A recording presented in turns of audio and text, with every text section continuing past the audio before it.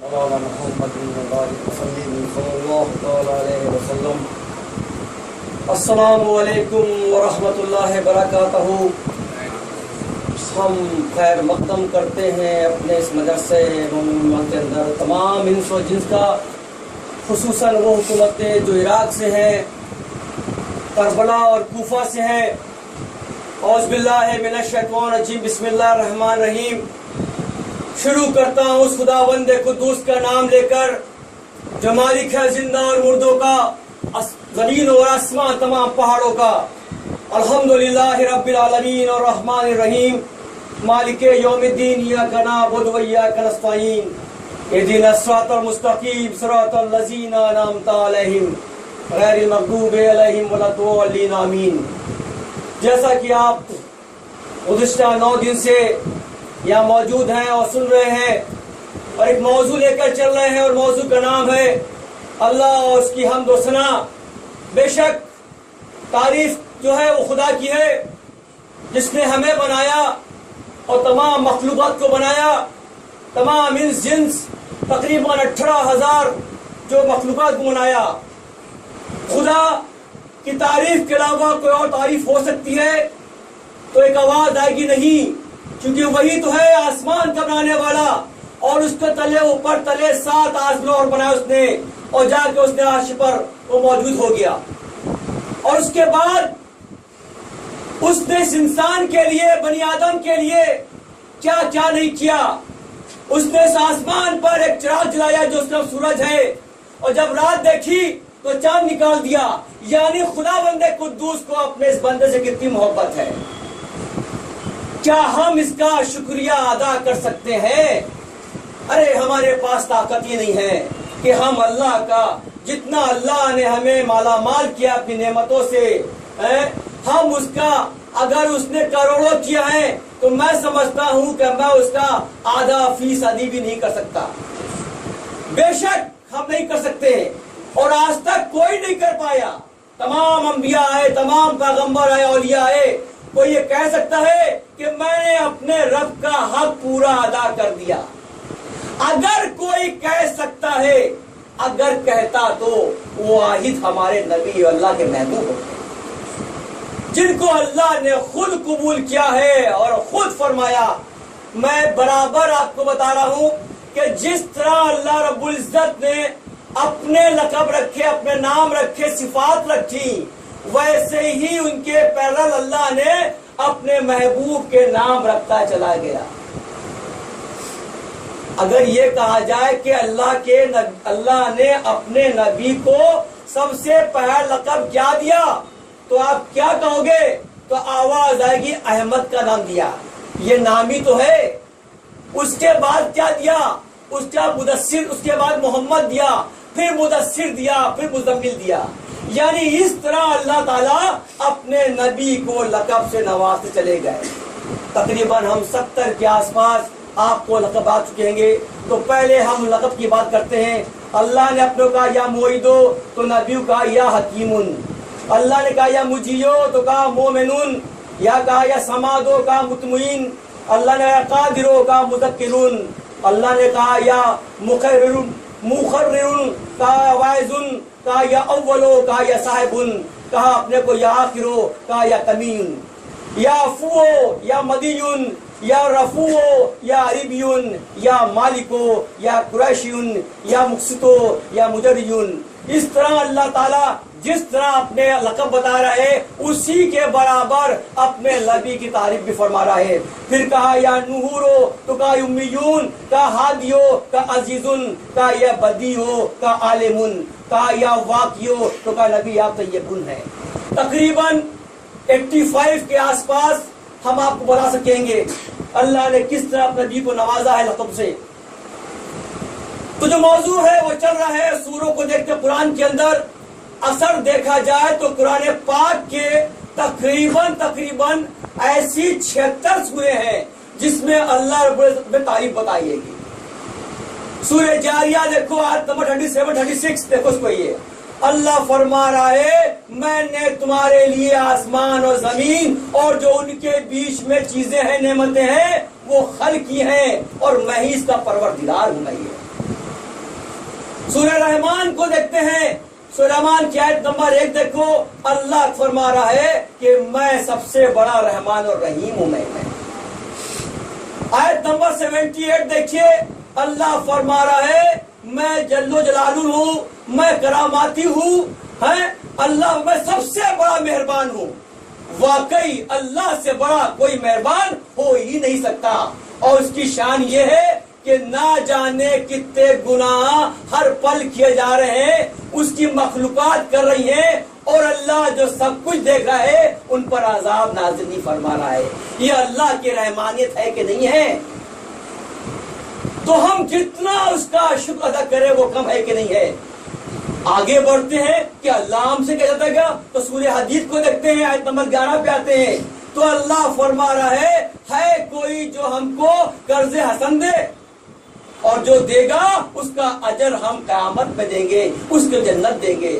اس قرضے کا مطلب یہی ہو گیا کہ جو تم اللہ کی راہ میں خرچ کر رہے ہو تو وہ تمہیں قرضہ دے رہے ہو، وہ قرضہ ہمیشہ بعد نہیں ملتا ہے، یعنی تم کو اس کا اجر آخرت میں ہی ملے گا، یہ خدا فرما رہا ہے۔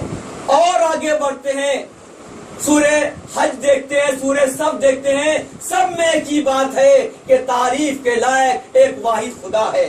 اور خدا کیا فرما رہا ہے، اے لوگو تم ہمارے محبوب کی، ہمارے نبی کی پیروی کرو تو ہم تمہارے گناہوں کو معاف کر دیں گے۔ وہ گناہ جو تم نے پچھلے کر دیے ہیں، اس پیروی کا، اس محبت کا تمہیں جو ہے وہ صلہ ملے گا، اور ہم تمہارے پرانے پچھلے گناہوں کو معاف کر دیں گے۔ اللہ نے صرف اپنے نبی سے پیروی اور محبت کا اتنا بڑا جو ہے ہم کو تحفہ دے رکھا ہے، اور ہم سمجھ ہی نہیں پا رہے ہیں۔ ہم آج بھی اس پر فلسفی کر رہے ہیں، کیا کروں، یہ بشر ہے یا نوری ہے، یا نوری ہے یا بشر ہے۔ اور اتنا صاف صاف تو بیان کر چکا ہوں کہ وہ نور الہی ہے، صرف واحد، اس پر یقین کر لینا۔ اور ایک نہیں، تمام قرآن کیا ہے، تو آپ سے بات کر رہا ہوں میں، یہ خدا نے خود کہا کہ میں ایک مخفی خزانہ پہچانوانا جاؤں تو اپنے نور کو الگ کر دیا، اس سے بڑی اور کیا بات کہوں۔ اور وہ نور کروڑوں سال تک ہمارا طواف کرتے رہا۔ اتنی بڑی بڑی مثالیں، باتیں آ رہی ہیں، کیوں ہمارے جاہل دماغ میں نہیں آتی؟ ہم نے اپنے کو فرقوں میں بانٹ لیا۔ اگر یہ جو ہم 73 فرقے کہتے ہیں، اگر اس میں یہ فرقے جوڑ دیں جو ہمارے مفتی صاحب فرما رہے تھے کہ وہ ایک بولتا میں وہابی ہوں، ایک جماعتی ہوں، ایک میں کون ہوں، اگر یہ جوڑ دیں تقریباً 870 فرقے ہو جائیں گے۔ یہ فرقے ہے ہی نہیں، یہ کس نے کہہ دیا بات یہ فرقوں کی؟ یہ فرقے ہی نہیں ہے، یہ تو ہمارے اختلافات ہیں۔ یہ ہر شخص چاہتا ہے کہ میں سب سے عالی ہوں، سب سے اعلیٰ ہوں، جو میں کہہ رہا ہوں وہ سب سے بہتر ہے۔ جبکہ اللہ نے فرمایا ہے ایک سب سے بڑا عالم وہ ہوتا ہے جو ہمیشہ اپنے کو کمتر سمجھتا ہے۔ یہاں پر الٹا ہو رہا ہے، سب چاہتے ہیں جو میرا مسلک ہے اس پر یقین کرو، اس پر چلو تو تمہارے گناہ معاف ہو جائیں گے۔ یعنی کہ جو اللہ فرما رہا ہے کہ جو مسلک نبی ہے اس کو چھوڑ دوں کیا میں؟ ارے بے شک نبی نے جتنی بھی سنتیں کی ہیں، کری ہیں، جتنے بھی اعمالات کرے ہیں، ان کا درجہ جو ہے وہ فرائض کے برابر ہے کہ نہیں ہے؟ خواہ افسوس ہم بڑھ گئے، تبھی تو دنیا آج ہم کو دبا رہی ہے۔ ہم کہتے ہیں ہاں یہ ہو رہا ہے، وہ ہو رہا ہے۔ ارے ہم نے اپنے اندر کی کمیاں نہیں دیکھی ہیں۔ اگر ہم ایک اللہ کے ماننے والے ہیں، ایک تعریف کرنے والے ہیں، ایک رسول کے ماننے والے ہیں، تو ایک پلیٹ فارم پر آ جاؤ۔ کسی کی طاقت نہیں ہے، اللہ خود فرما رہا ہے ایک جو ہے ایک مومن جو ہے وہ 10 کے برابر ہے کہ نہیں ہے۔ اگر گنتی نکالو کہ تم 25 ہو تو تم 250 برابر ہو کہ نہیں ہو، لیکن تم نے اپنے ہاتھ سے اپنا نقصان کر لیا ہے۔ خود اپنے دل کو کہ تم صرف واقعی جو اللہ فرما رہا ہے وہ کتاب جو نبی نے دی ہے ہمیں اس کو مضبوطی سے پکڑنا ہوگا، تب جا کر ہم صراط المستقیم کو پار کر سکتے ہیں۔ ورنہ جہنم ہمارا انتظار کر رہی ہے. بات کر رہے ہیں ابھی ایک سور پڑھی ہے, سورہ نوح پڑھی جا رہی تھی, اس میں اللہ نے فرمایا کہ میں نے نوح کو بھیجا قوم کی طرف, اور نوح نے کہا کہ اے لوگو اللہ کی اطاعت کرو, اللہ کی تعریف کرو, ہمارے گناہ وہی معاف کرنے والا ہے, وہ مالک ہے تمام جنس انس کا, وہ مالک ہے زمین و آسمان کا. تو جب آپ تبلیغ کرتے تھے تو وہ جو سردار تھے وہاں کے, وہ اپنے کانوں میں انگلی ڈالیا کرتے تھے, چادر اوڑھ لیا کرتے تھے, تو اللہ سے عاجزی کرتے, اللہ تو نے جس طرح مجھ سے کہا تھا میں نے اسی طرح ان کو سامنے بولا, ان کو چھپ کر بولا, ان کو سمجھا کر بولا کہ اطاعت جو کرنی ہے وہ رب العزت کی کرنی ہے, ان معبودوں کی مت کرو جو سینکڑوں ہزاروں کروڑوں ہیں, لیکن یہ میری نہیں سنتے ہیں, یہ تو ہم پر پتھراؤ کرتے ہیں. خدا نے کہا کہ ہم اس بستی میں جب تک کوئی پیغمبر نہیں بھیج دیتے ہیں اس کے پہلے عذاب وہاں پر نہیں آتا ہے. جب نوح تقریباً 600 سال کر چکے تبلیغ, تو معلوم پڑا کہ ایمان لینے والے کی گنتی صرف ایک ہی رہی, کی بیوی عادلہ کی گئی. گھبرا گئے, پریشان ہو گئے, جا کے جنگل میں بیٹھ گئے, اور تقریباً نوح علیہ السلام 800 سال تک اس جنگل میں رہے. تبلیغ کا کام نے چھوڑ دیا, جو اللہ کا فرمان چھوڑ دیا. یعنی میں اگر کہوں تو کیا وہ نا امید ہو گئے تھے؟ تو اللہ بھی اللہ ہے, سمجھانے کے لیے بھیج دیا کہ ان کو پیاس کی شدت لگی بہت کس کے, کنویں کے پاس جاتے ہیں, اور جب جھانکتے ہیں تو دیکھا وہاں تو پانی نہیں ہے, گلا سوکھ گیا. آ کے پھر آرام فرما رہے ہیں, یہ اللہ ہے. کچھ ہی پل گزرے ہوں گے, ایک ہرنوں کا جھنڈ آتا اسی کنویں پر. ایک بار ہی جھنڈ نے کنویں کو جھانکا, اور پھر آسمان کو دیکھا, پھر جھک گیا اور پانی پیتا ہے.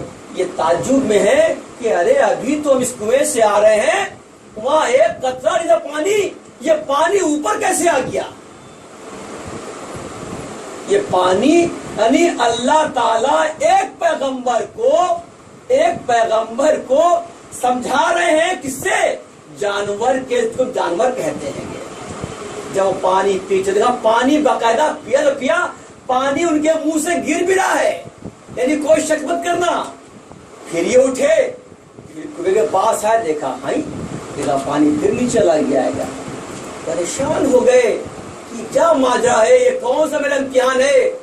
اللہ نے فرشتہ بھیج دیا انسان کی شکل میں. نے کہا تھا کہ اللہ فرماتا ہے کہ جب ہم فرشتے بھی اگر بھیجیں گے تو وہ انسانوں کی شکلوں میں ہوگے, تاکہ تم اس کو اپنی زبان سے بات کر سکو اور سمجھ سکو, ورنہ فرشتے عام آنکھوں سے دکھتے نہیں ہیں. چنانچہ فرشتے کا السلام علیکم نوح, آپ کیسے ہو؟ بولے کہ جنگل کے اندر بیان میں یہ انسان کہاں سے آ گیا؟ بولے وعلیکم السلام. بڑے پریشان دکھ رہے ہیں, کیا بات ہے؟ آپ کی پیشانی پسینہ کیوں آ رہا ہے؟ بڑے پریشان یہ ہوں کہ ابھی مجھے پیاس لگی تھی, میں پانی پینے گیا تو دیکھا وہاں پانی نہیں ہے. میرے ہی بات تمام ہرنوں جھنڈا گئے, وہ اسی کنویں سے پانی پیتے ہیں, اور مجھے اس سے خطرہ نصیب نہیں ہوتا ہے. تو فرماتے ہیں کہ یقین سمجھیں گے, ان ہرنوں کو اللہ پر پورا یقین تھا. انہوں نے آسمان دیکھا کہ اے اللہ مجھے پانی دے تھے. ان کا ایمان مضبوط تھا کہ میرا رب مجھے پانی بھیجے گا. اس لیے انہوں نے اپنی گردن کو گھمایا نہیں, سیدھے ڈال دی اس کے اندر, اور آپ یہ سوچتے رہ گئے کہ پانی نصیب ہوگا کہ نہیں ہوگا. اگر نوح تم نے اللہ کو یاد کیا ہوتا تو آج یہ معاملہ پیش نہیں آتا. چلیے تبلیغ کریے, میں اللہ کا فرشتہ ہوں. شرمندہ ہو گئے, پھر آتے شہر کے اندر, اور اب ان کی آواز میں طاقت. کہا نو گھبراؤ نہیں, تم ڈرتے ہو نا, تمہاری آواز پست ہے, وہ طاقت تم کو خدا عطا کی ہے. تو نیلا آزمائے, جیسے اللہ اکبر کہا تو دیکھا چرند پرند سب کھڑے ہو دیں گے. کہ جانور جب کھڑا ہو سکتا ہے تو پھر انسانوں کیا اوقات ہے. شہر میں آتے ہیں اور آواز لگاتے ہیں اللہ کے، تو سب گھبرائے ہوئے ہیں کہ اب جو نوح آیا ہے طاقت لے کر آیا ہے. پھر تبلیغ کرتے ہیں اور خوب تبلیغ کرتے ہیں، اس کے باوجود بھی ایمان لا تعداد جو ہے وہ 50 سے اوپر بڑھ نہیں پائی. پھر کہتے ہیں اللہ اب تو عذاب بھیج دے، اب یہ ایمان لانے والا نہیں ہے. تو اللہ نے کہا نوح انتظار کرو میرے حکم کا. چنانچہ اب انتظار کرتے ہیں. پھر اللہ نے ایک وحی بھیجی کہ میں تم کو پٹھرے بھیجتا ہوں، وہ بیج بھیجتا ہوں، ان بیجوں کو بو. چنانچہ 50 سال تک بیج بوتے رہے. جب فصلیں اگی تو ان کو پیڑ کو کاٹتے ہیں. پھر 50 سال اور گزرے، نئے بیج آ گئے، اس کے پٹھرے بن گئے. پھر 50 سال اور گزرے، تقریباً 150 سال تک کے 150 تک کے وہ بیج بوتے رہے اور وہ جو پٹھروں کے پیڑ تھے وہ اگتے رہے. پھر بولا اللہ ان کو کاٹے کون؟ کہ جاؤ ان سے کہہ دو کہ جو اس کو کاٹے گا تو اس میں سے نکلا برادا، اس میں چاندی اور سونا نکلنے والا آئے گا. لالچ تو انسان میں ہمیشہ رہی ہے. جیسے اعلان کیا، لوگ نکالے اپنی آریاں کاٹتے ہیں تو دیکھا واقعی برادا نہیں بلکہ سونا اور چاندی نکل رہا ہے.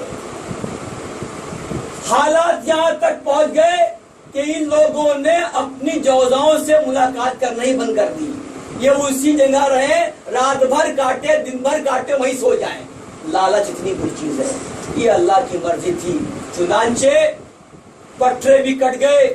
پھر اللہ سے ایک درخواست کی کہ اے اللہ اتنے تو گمراہ ہو چکے ہیں، اگر اور بچے پیدا ہوں گے تو یہ بھی گمراہ ہو جائیں گے. ہم تجھ سے التجا کرتے ہیں کہ اب اور بچے پیدا نہ ہو. تو خداوند قدوس کی شان دیکھیے، انہوں نے سبھی عورتوں کو بانجھ کر دیا، سب کو بانجھ کر دیا. اب یہ کشتی بناتے ہیں. کشتی بن کے تیار ہو گئی، تقریباً 80 ہاتھ اونچی، 40 ہاتھ چوڑی، سب سے بڑی کشتی کی بن گئی. بننے کے بعد میں رکھی ہے ریگستان میں جہاں پانی کا نام و نشان نہیں ہے. بڑے پریشان لوگ ہنستے مذاق کرتے ہیں، اے نوح کیا ریگستان پر چلاؤ گے؟ پانی تو یہاں پر ہے نہیں. یہ چڑھتے تھے کہ تم کو بھی عذاب دے ڈوبے، گھبراؤ مت. آپ چڑھتے تھے اکثر یہ. چنانچہ ایک وقت وہ بھی آیا، اللہ کی وحی آئی اور تنور ابلنے لگا. تو لوگوں نے، ہمارے عالموں لکھا تنور جو ہے جناب ہوا تندور ہے، بلکہ وہ تنور جو لکھا تنور وہ اسی ہندوستان کے ایک صوبہ ہے کیرلا میں ایک شہر ہے، اس کا نام تنور وہاں موجود ہے. اور جب وہاں کی کتابوں کو دیکھا جو سنسکرت میں لکھی ہوئی تھی آرین نے، اس میں وہ لکھتے ہیں اتنے سال پہلے ایک یہاں پر کشتی والا آیا تھا. یعنی اس کی تصدیق ہوتی ہے، یعنی کہ وہ کشتی نوح کہاں بنی؟ اسی ہندوستان میں بنی ہے، کیرلا کے اندر تنور کے اندر. یہ چنانچہ اور تنور ابل پڑا، پانی نیچے سے پانی، آسمان سے پانی. خدا کی وحی آئی، اے نوح جتنے ایمان لا چکے ہیں ان سب کو کشتی میں ڈالو اور ہر نر اور مادہ کے جوڑے جو ہے رکھ لو اور نکل جاؤ. اور ایک جو ہمارے آدم کا ایک صندوق بھی ہے وہ بھی رکھ لینا. آدم کی خواہش تھی جب کشتی نوح چلے گی تو جو ہمارا جو صندوق ہے وہ اس پہ رکھ دیجیے گا. چنانچہ اس کو رکھا جاتا ہے. اب تو دیکھتے کیا ہیں، سارے 72 ایمان والے یہ تھے اور ان کے بیٹے تھے سام، حام، یفتہ اور خود اسلام اور ان کی بیویاں. 8 آپ کا پریوار تھا اور 72 وہ ایمان لے کے آئے تھے. کشتی اوپر آ رہی ہے، دیکھتے کیا ہے، ایسا طوفان کہ بڑے بڑے پیڑ ڈوبے جا رہے ہیں، پہاڑ ڈوب رہے ہیں. تو ان کا بیٹا کنان تھا. آپ کہتے ہیں بیٹا تو بھی اس کشتی بیٹھ جا. بولتا نہیں مجھے ضرورت نہیں ہے، میں بھی جاؤں گا اس پہاڑ پر پہلے دوں گا. اور آپ چلائی رہے تھے، ایک تیز لہر آتی ہے اور کنان کو ڈبو دیتی ہے. آپ روتے ہیں، اللہ سے گڑگڑاتے ہیں، اللہ کو ڈانٹ دیتے ہیں. تم جانتے ہو میں جانتا نہیں ہوں، مجھے معلوم ہے اے نوح اس کے بارے میں. چنانچہ کشتی چلتی ہے، پوری کائنات میں صرف پانی پانی. اور کچھ تھا نہیں، اوپر آسمان نیچے پانی، کشتی چل رہی ہے۔ اللہ تعالیٰ کا نظام دیکھیے، اتنی جلدی تھا، کوئی کیا نام ہے آپ کے دال چاول جتنے تھے لیتے تھے، اس کے باوجود بھی کم پڑ گیا۔ تقریباً 6 مہینے تک کشتی چل رہی ہے، اور یہ پریشان ہو رہے ہیں، اللہ سے دعا کر رہے ہیں۔ کشتی چل آ رہی ہے، جا رہی ہے، کبھی کبھی ٹہل رہی ہے، کبھی الٹی جا رہی ہے، اللہ مجھے بچا، اور خدا خود بنا رہا ہے کہ یہ کشتی کا چلنا بھی ہمارے ذمے تھا اور رکنا بھی ہمارے ذمے تھا۔ آج کسی طاقت نہیں ہے جو کشتی کو اپنے مر چلا سکے، چنانچہ یہ کشتی اچانک بھور میں پھنس جاتی ہے۔ بڑے پریشان، اللہ یہ کون سا بھور ہے؟ تو وہی آتی ہے نیو، یہ زمین کربلا ہے، یہ زمین کربلا ہے۔ آپ سنتے کربلا کا نام پہلی بار، یہاں پر ہمارے آخری نبی کی آل آئے گی اور یہاں پھنسی ہوگی، وہ اس کا امتحان سب سے بڑا ہوگا۔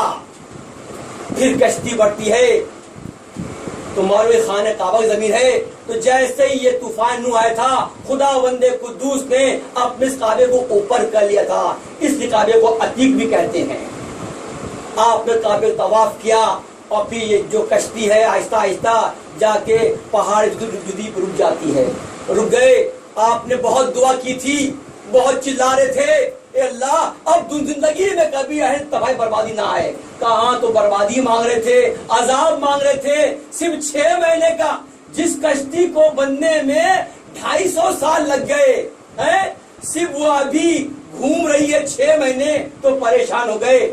یاد آیا کہ جب میں پٹھوں پر نام لکھ رہا تھا، تو جب 4 پٹھے رہ گئے تھے، اور اللہ تو نے جتنے نام کہے میں لکھ دیے، یہ 4 پٹھوں پہ کیا لکھوں؟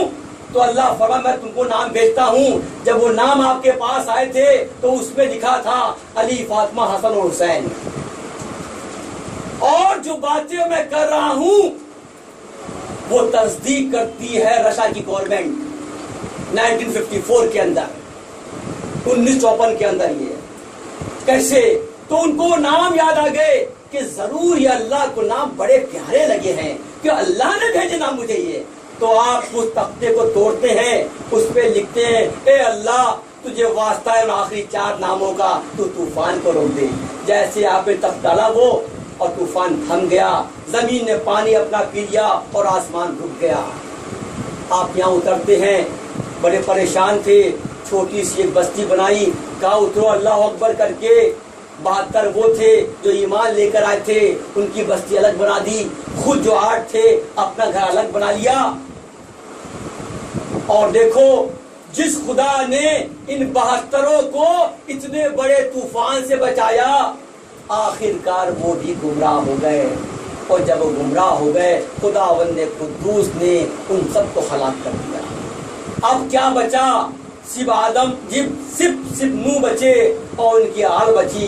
اس لیے نوح علیہ السلام کو بنی آدم بھی کہتے ہیں، یعنی دوسرا آدم کہتے ہیں، یعنی ہماری جو آج جو چل رہی ہے جس میں ہم ہیں، یہ جو ہے یہ قوم نوح سے اب آ رہے یہاں پر۔ تو اللہ نے اتنے بڑے بڑے طوفانوں کو ذریعے بلا پڑی نکال لیا نبیوں کو۔ اب ہم یہ دیکھیں کہ یہاں پر کیا ہوا ہے، یہاں کے طوفان کا کیا ہوا جو گزشتہ 9 دن سے چل رہا ہے، بلکہ 9 دن نہیں 26 رجب چل رہا ہے جو تھمنے کا نام نہیں لے رہا ہے۔ 9 دن تو وہ ہیں جب کربلا کی سرزمین پر آپ پہنچ جاتے ہیں۔ تو حسین کی جنگ طے تھی، وہ 9 محرم تھی، تو ان کو یاد تھا، یا تو وہی ملتی ہے، ایک بشارت ہوتی ہے کہ اے حسین جتنے بھی پیغمبروں کو کامیابی ملی ہے، جن کو فتح ملی ہے، ان سب کی تاریخ جو ہے وہ 10 محرم ہے۔ چنانچہ رات کا وقت تھا، 9 کی شب تھی، حسین عمر حق کو بلاتے ہیں اور کہتے ہیں کہ ابن زیاد سے کہہ دو کہ ہمیں 1 دن کی مہلت چاہیے، ہم یہ جنگ جو ہے 10 محرم بروز عاشورہ لڑیں گے۔ جب یہ خط ملتا ہے ابن سعد کو تو بڑا خود خوش ہوتا ہے، اس کے دماغ میں یہ آتا ہے لگتا ہے حسین جو ہے ڈر گئے ہیں، حسین گھبرا گئے ہیں، شاید ایک رات مانگ رہے ہیں تاکہ یزید سے بیعت کر سکے، اور یہ اس کی چال تھی کہ کیسے بھی کر کے جنگ نہ ہو اور مجھ پر جو ہے قتل حسینی کا الزام لگے نہ۔ اور حسین چاہتے یہ تھے کہ دیگر جتنے بھی ملک ہیں، جتنے بھی شہر ہیں، ان سب کی فوجیں یہاں پر آ جائیں تاکہ جب ہمارا قتل ہو تو انہی کے ذریعے پورے دنیا میں پیغام پہنچ جائے کہ حق پر چلنے والا قتل ہو گیا، شہید ہو گیا۔ اور یزید یہ سمجھ رہا تھا کہ جو ہم کام کر رہے ہیں کہ میں جب تمام ملکوں کی فوج ڈالوں گا تو کہیں کہ کسی ملک کے اندر بغاوت نہیں ہوگی۔ دیکھیے یہ ایک دماغ بغاوت کی بات کرتا ہے اور ایک کہہ رہا ہے کہ یہ قتل حسینی ہوگا، اگر یہ موجود رہیں گے تو پکی بات تھی کہ بڑی آسانی سے دنیا کے ہر گوشے میں یہ خبر پہنچ جائے گی ان کے ذریعے۔ جب یہ بات تھی تو ٹھیک ہے، ایک دن کا آپ کو مہلت دیتے ہیں، قبول ہو گیا۔ اب 10 کی شب آتی ہے، یعنی آج کی شب آتی ہے، بڑی عجیب و غریب شب ہے۔ حسین اپنے ایک خیمے سے دوسرے خیموں میں، دوسرے سے خیمے تیسرے خیموں میں اپنے سبھی عزیزدار سے مل رہے ہیں، بچوں پہ اپنا ہاتھ رکھے ہیں، بچوں سے باتیں کر رہے ہیں، بچوں کو بہلا رہے ہیں۔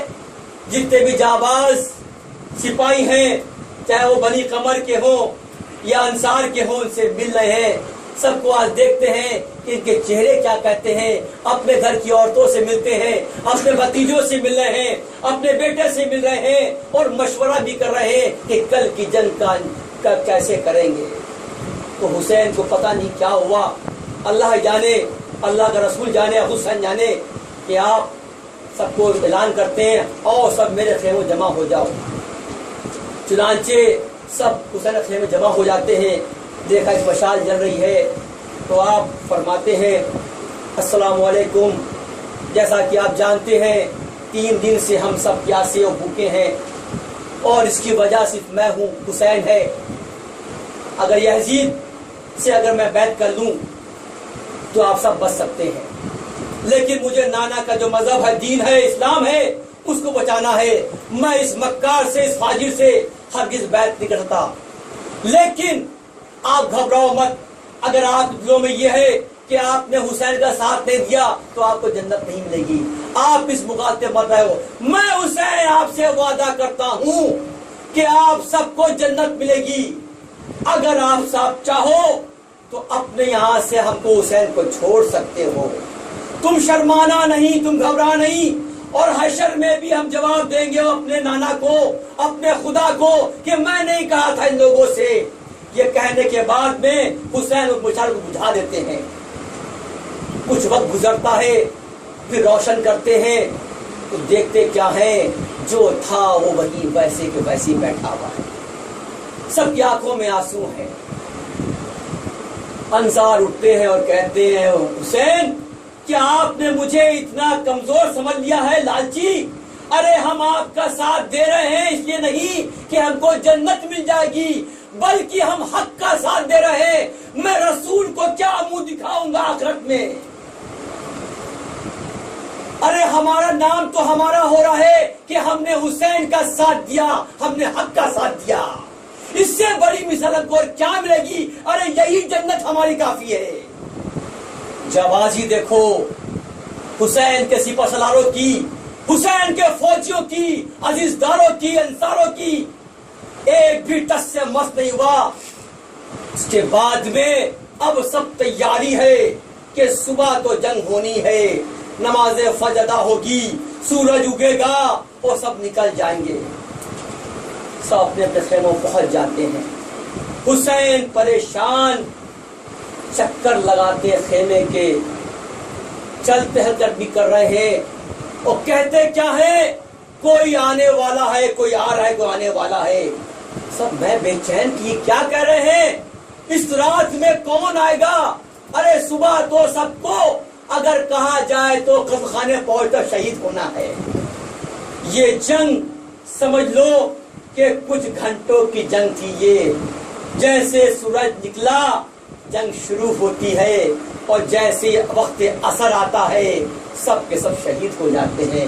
یہ مت سمجھنا کہ شاید یہ جنگ جو ہے بہت سال چلی تھی یا بہت دن چلی تھی، ارے یہ جنگ تو کچھ گھنٹوں جنگ تھی۔ حسین کا ایک ہی مقصد تھا کہ جب جنگ کروں تو پورا خاندان رسول ایک ساتھ شہید ہو جائے، تاکہ میں ان پہ روس سکوں، ان کو دیکھ تو سکوں۔ اب مشورے ہو رہے ہیں، اسی بیچ میں دیکھا کہ گھوڑے کی آوازیں ٹاپوں کی آ رہی ہیں۔ حسین پریشان کہ کون آ گیا جس کا ہمیں نام دیا تھا؟ تو آواز آتی ہے کیا میں اندر آ سکتا ہوں؟ آپ کہتے تم کون؟ تو کہتے ہیں میں حور ہوں، آ جاؤ اندر ہوں۔ آتے ہیں تو دیکھا سر جھکا، ہاتھ پیچھے بندھے ہوئے، اور فرماتے ہیں اے حسین ہم آپ کے ذمہ دار ہیں، یہ گناہ میں نے کیا، اگر ہم آپ کے خیموں کو نہر فرات سے دور لگاتے تو آج آپ کو پانی مل سکتا تھا، میں ہی آپ کو دور لے گیا تھا، آپ سزا ہم کو دے دیجیے تو معاف فرما دیے۔ حسین نے کہا حور ہم نے تم کو معاف کر دیا، اتنا بدل دیکھو یہ، بے شک حور کے وجہ سے ہی آپ کو خیمہ کا پیچھے کرنا پڑا تھا۔ تو کیا کہتا حور؟ نہیں حسین، اگر آپ مجھے معاف کر رہے ہیں تو اس کی شرط یہ ہوگی کہ جب صبح جنگ شروع ہوگی تو سب سے پہلے جنگ کرنے والا میں ہوں گا، اور آپ میرے ہاتھ پیچھے باندھ دیں گے تب میں سمجھوں حسین نے مجھے معاف کر دیا۔ چنانچہ حسین تو حسین ہے، رسول کا نواسا ہے، قول دے دیا، زبان دے دی، آپ نے بالکل ویسے کیا۔ جیسی جنگ شروع ہوتی ہے آپ سب سے پہلے ابن حور کو بھیجتے ہیں، وہی حالت میں یہ اپنا ہاتھ بڑھاتے ہیں اور حور شہید ہو جاتے ہیں۔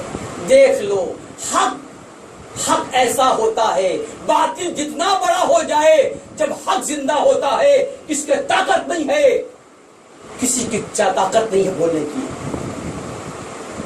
ایک ایک کر کے حسین کے جانباز شہید ہو رہے ہیں۔ میں نے آپ کو جو تقریر بیان کیا تھا جناب عباس کے بارے میں، جناب اکبر کے بارے میں، اور محبت کے بارے میں، یعنی میں اگر ایک ساتھ بیان کرتا تو شاید مجھے بہت گھنٹے چاہیے تھے، اس لیے میں نے وہ آپ کو بتا دیے۔ اب ہم آپ کو بتاتے ہیں اب آخری لمحے کیا ہوتے ہیں کہ جنگ چل رہی ہے، حسین کا ایک ایک فرزند جو ہے، ایک ایک جانباز جو ہے وہ شہید ہو رہا ہے، اور حسین ہر بار جاتے ہیں ان کو کندھے پر رکھتے ہیں اور خیم لاتے ہیں، پھر جاتے ہیں، پھر اٹھاتے ہیں، پھر خیم پہ رکھتے ہیں۔ کوئی ان کا بھتیجا بھی ہے، کوئی ان کا بھانجا بھی ہے، کوئی ان کا بیٹا بھی ہے۔ حسین تھکتے نہیں ہیں۔ میں تو سوچ رہا ہوں کہ کیا شخصیت ہے، کسی کا ایک بچہ مر جائے تو مارے غم کے اٹھ نہیں پاتا، ارے یہ تو بار بار اپنے کو لے کے آ رہے ہیں، اور سب جتنے بھی ہیں ایک سے بڑھ کر ایک تعریف کے لائق ہے وہ یہ۔ آخر وہ لمحہ بھی آ گیا کہ جب کوئی بچتا نہیں ہے اور